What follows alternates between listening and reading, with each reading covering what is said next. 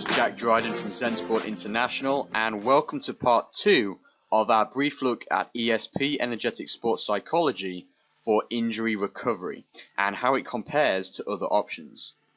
So we left part 1 talking very briefly about sports medicine and surgery.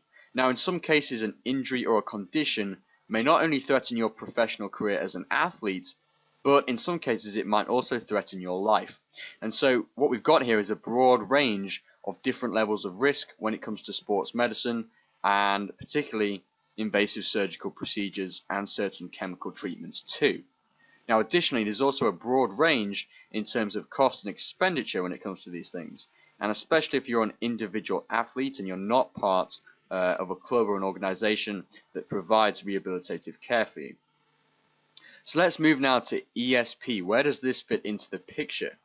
Well, no matter what kind of injury you have, whether it's a case of shin splints, an ACL tear, a frozen shoulder, or something completely different, adding ESP to your treatment plan will not only speed up your rate of recovery, but you're going to heal a lot more effectively and fully than if you were to not use it.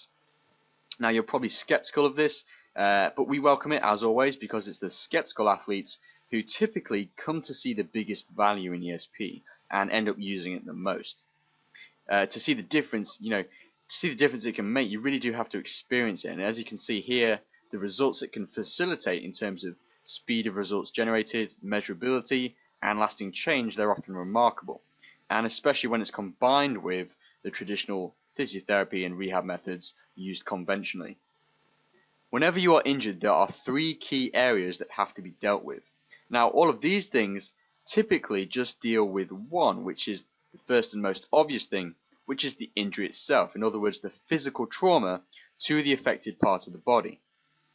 The second area is the emotional, the mental impact of the injury. What people forget is that emotions don't just stay in the brain.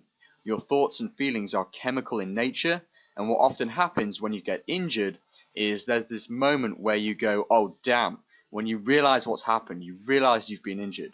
And at that point you have a cascade of thoughts and feelings about what this may mean for you, what might happen, how long it might be before you can compete again, what might happen to the score of the team as a result if you play for a team.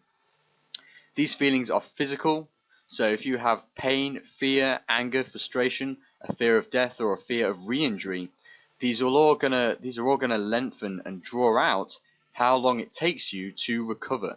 And until these emotions and their corresponding chemicals are resolved and are released from the cell receptor sites of the injured tissue.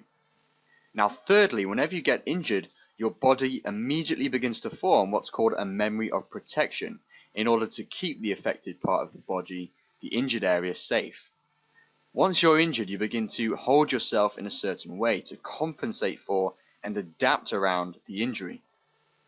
Now, once your injury heals, if nothing signals your body to release this memory of protection, then you're never going to return to the state you were in pre-injury, and you will remain in this adaptive state. This is why when once injured, most athletes never return or find it extremely hard to get back to their previous level of fitness, ability, and performance. And the chances of re-injuring yourself also are now increased because of this adaptive state. With ESP, the combination of exposure and simultaneous acupoint stimulation, what it does is it signals the cell receptors of the injured tissue to release this memory of protection. If the physical trauma, the emotional impact, and the adaptive memory of protection aren't all resolved and released, then old injuries will never fully heal. Many sports professionals who have suffered an injury have a significant fear of repeated damage to that part of the body. And what this does is it inhibits their performance because, either consciously or without knowing, they're holding themselves back in order to protect that area. Let me know your thoughts on this video. I'm going to be talking about ESP and injury recovery a lot more in the future.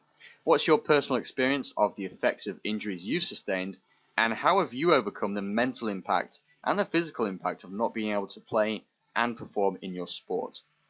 Visit Zensport.info to learn more about how we can help you in your sport with ESP and how ESP can help with injury recovery. I'm Jack Dryden, and thank you for listening.